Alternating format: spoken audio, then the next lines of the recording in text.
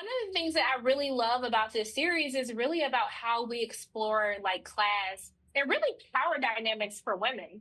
And I wanted to Mm. know for the both of you, like how is working on this series and really portraying your characters, how has that changed how you want to like command power in your own careers? Ooh, that's a good question. Mm-hmm. I think I'm gonna answer it first. Yeah, Give go. people. Yeah. I think that the way that like Simone commands power is kind of like you kind of just can fake it till you make it. Like you kind of just can pretend that you know what you're talking about, and people will believe you. And I think that she, over the span of the show, learns that she can have like kind of a quieter power and a quieter kind of, you know, voice, but that also you have to come from a place of privilege to do that because you have to be heard in the room in the first place. You know what I mean? So it's kind of I don't know. I've learned to speak up for myself a bit more from Simone, from playing Simone. Yeah. What about you? I would say same. I mean, I think like Devin, part of all of the women's journey on the show at certain points is sort of tapping into a power that was there the whole time that they just didn't know they had. And that feels really relatable. I think, you know, women do have that kind of inner quiet power and strength that is sometimes can be difficult to connect to. So I think for me, playing Devin definitely helped me tap into that a bit, for the best, for the good. best. But you know what I found so interesting is that both of your characters, it's almost like they have to hide their vulnerability. And it made me think of something as women, like a lot of times we kind of have to hide like the hard things that we've been through. And we have to present this just happy-go-lucky, like life is perfect all the time. And I wanted you to talk about being able to play characters while showcasing that there's something that they are hiding, but having to fight through and kind of present a different person to the world. Yeah, I think that vulnerability is usually weaponized against yourself or seen as a weakness. And I don't think that Simone or Devin are afforded the ability to have it kind of, I almost want to say warded, but have it like looked at and have it like kind of like, I'm trying to find the right word. Yeah. Like have it like, oh, that was hard for you. Like they don't have that. They don't have that. Yeah. So I think that they're kind of taught at a very young age that they have to hide and minimize to be able to, you know, get by in life and not be seen as weak. Yes. Yeah. And neither of them have ever had the experience of having their pain or their trauma or their suffering be validated. Yeah. So I think that totally agree with you. But also too, I do like that, you know, for both your characters, like you have to kind of like go into this nice, like happy-go-lucky lifestyle. I want to know, like, if you had to create like your own little person that you can, you know, make up, if you're like walking into a new world, like who would that person be for you? Like if you just didn't have to be yourself for a day, who you trying to be like? Ooh. Oh, I want to be like a whimsical, like Bridget Bardot, like on a beach, like, you know, like, oh, like just so like, and you like, yeah, like that. Yeah. You know what I mean? Like kind of this like beautiful, ethereal, like fairy that's like just barefoot with like a basket of like fruit and like a I bottle do of love wine. that fantasy. Yeah. That's barefoot with a basket of fruit and a bottle of wine on in a the forest. like in France, like on like a French you want to be beach. like on a rock, Like on a rock, and she's like, yeah. with the hair. I love that image. That's kind of my aspiration in life. Yeah. I think like I've often thought about what it would be like to just never second guess myself. Ooh. I mean, I don't think that that's possible. Like, I don't think anybody, when we're talking about like fantasy world, it's like, what would that life experience be like to just never question whether or not you've said the right thing or done the right thing or offended someone, you know what I mean? Like to just be unburdened in that way. It doesn't exist, but in my fantasy world, it does. It does. Okay, well, look, we're going to be unburdened. Okay, we're going to walk on the beach or we're going to go to France and we're going to have our bottle of wine and we're going to live life to the We're gonna be fullest. Okay? prancing. Yes. I think it's a prancing summer. Mm-hmm. That's what I want to do. Okay, prancing summer. That's our theme for the summer. It's a I think it's prancing summer. Prance Girl Summer. It's like Addison Rae got paid to prance on stage. I was like, let's just do that now. Let's just be prancing. We spoke into existence, okay? Yeah. Look, I just want to thank the both of you so much for taking time out of your day to speak with me. I appreciate you. And I'm just sending nothing but love and light both your ways. I hope you Back have at an you. amazing day. You too. I'm receiving it, y'all. Thank you. Thank you so much for your time. Bye. One of the things that I really enjoyed about this series is really this whole thing of how women handle like power dynamics. And I wanted to know for you, like being in this industry and just achieving everything that you have, you know, have you ever struggled with maintaining your power dynamic in your career, or how have you just balanced it all for yourself? I mean, I think it's always important for us as an actor when you're working to feel like you have a voice, you know, that because you only have your own self and your own body, and if you feel like you're somehow cut off from that, you're not going to be able to do the work that you need to do. So it's like, how do you keep yourself in a space where you obviously there might be a hierarchy on set. There's a director, there's a producer, there are other actors, but you want to make sure that you feel kind of most like yourself. And I think that that's difficult to do in life, you know, really anywhere. But that's the most important thing. That's what you need in order to be yourself and to do your work. But I think, you know, your character is so interesting because sometimes I wonder, you know, does she want more? Does she yearn more for this emotional connection?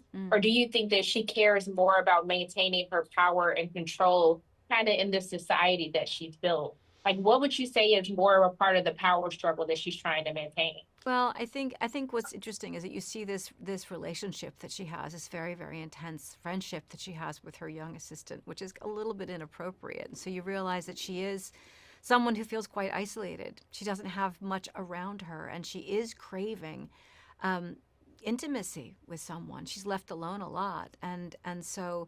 And she's kind of traded a lot of her own autonomy for this so-called power and doesn't want Simone to end up the same way. So I think the thing about Kiki is that she does have a lot of regret about the choices that she's made. I like that we get to see a little bit more insight into her character. And I think I love that when you first meet her, it's kind of more so that, you know, you feel like there's this power that she has, but there's also this vulnerability that she's trying to hide as well. Right. So I really wanted you to talk about playing this character, but also being able to showcase somebody who is like the queen bee of them all. Yeah. But you can tell that there's some secrets that she's hiding as well. Right. She's not someone who is how she appears. She really isn't. And I think you're also seeing her from the point of view of Devon, who comes in and perceives her as being kind of this all powerful figure who's in control of this world. And then you eventually realize, I think, you know, what she has given up to be there, and how she's filling her time, that a lot of what she's doing is about filling her time. And even all of her, she's this conservation work she's doing is really about looking for something that's meaningful to do with her life. So I was really intrigued by it. And I loved that Molly presented all of this too in this kind of comedic fashion. So you're watching something that's incredibly entertaining, but turns out to be quite powerful. And I love it too, but I have to say, I love like just where you shot, where you filmed, and I love like bringing this world of elegance to life as well. I wanted you to talk about really just like the scenery of it all, because I think that plays a huge part. Like it's its own character within the series as well. Yes. Gosh, it was beautiful where we were. We were actually in an area of Long Island called the North Fork, and right on the water in a beautiful house, and you see the kind of just all the beauty of the nature that surrounds them, and then this gorgeous house that was mostly built, actually in New York City. But this is where it's certainly visually sumptuous. Our interiors, the locations, the clothes, the way it's shot, everything about it is absolutely exquisite.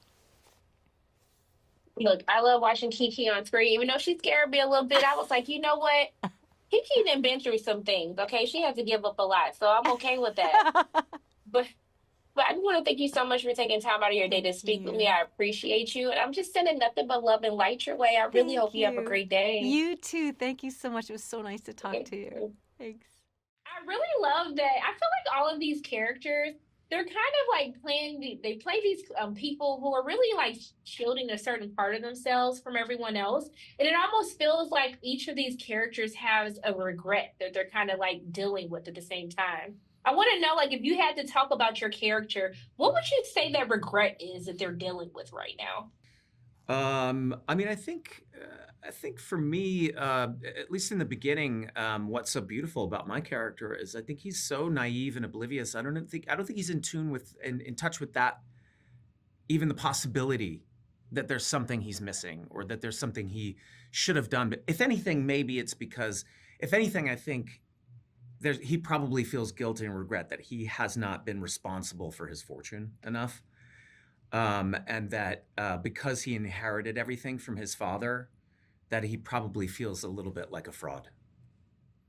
Especially in lieu of the fact that he's best friends with Peter, who is the exact opposite, who built everything that he has, right? And this is my best friend, and I didn't build any of it. And so I would say it's probably that for my character, if anything. Yeah. Yeah, for me, it's clearly the fact that Jose didn't work hard enough and fight hard enough to keep Michaela from coming in. Oh yeah, right. Right, because I think Felix now thinks that the first wife was the right wife, was the good wife, and then he didn't fight hard enough to stop the one that is eventually not going to be the good wife to enter. So I think he might, if I had to choose a regret for him, I'd say he regrets not fighting hard enough to keep that marriage together. Yeah. That previous marriage together. Yeah.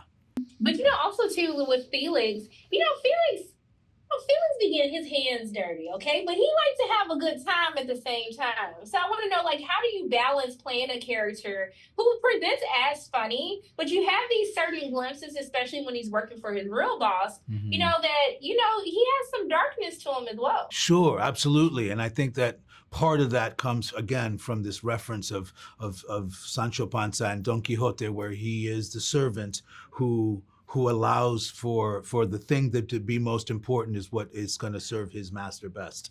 And so if it means he has to get his hands dirty, then he will get his hands dirty to honor him, because there is a concept, and didn't quite make it literally into the storyline, but there was a history where he does talk about how his boss let his wife and him stay on the property for free, paid his children's tuition to college. And so this is a good man. In his eyes, this is a good man. And so the choice to do things that might feel mean or evil or cruel are all based on his loyalty and to servitude to a man who is very good to him. So it makes it easier for him to make that decision. For me as the actor, it was easier to make that decision as Jose because it's rooted in truth. It's rooted inside of a true purpose, which is to honor the person who has been kind to him his whole life, I love it. Yeah. I mean, Glenn, he's trying to get his life together, okay? He might have been fed from a silver spoon, but he's trying to man up a little bit. For sure. So can you talk about playing somebody who might present as like this bachelor, but someone who's really trying to figure out like, okay, it's time for me to actually take life seriously now? Yeah, I think that's absolutely true. I think he really is doing his best, and what he thinks is the right thing to do to fly back to Buffalo and pick up, not pick up, but ask for permission from her father. And then because again, the naivete and the obliviousness of my character, because I have such a good relationship with my father, it's inconceivable to me that she doesn't also have a great relationship with her father. And the fact that they haven't seen each other in a long time, this is a perfect opportunity. This proposal to her will bring us all together, right? And that's just so like not really considerate of what she has basically told me straight up, which is I don't want to talk about that part of my life. It hurts too much, right? So there's so much pain there, but because I don't have any point of reference for what that really means, I think I can just come in like a prince and fix it all. And so it's coming from a good place, but it's just so stupid of him. You know what I mean? Like, Sure. Right? We know that Sure. as self-aware people, but I don't think he's self-aware enough to realize that. Look, I was like, Ethan, your heart in the right place, but honey, this is not the time or the place to be doing all of this, okay? No, it is not. Exactly. Yeah. But look, I just want to thank the both of you so much for taking time out of your day to speak with me. I appreciate Thank you. you. And I'm sending nothing but love and light both your ways. I hope you have an appreciate that. amazing day. Thank you. Thank you so Love and light much. You as back. well. Thank you. Bye-bye. Thank you. I received that. Bye. Ciao. Bye.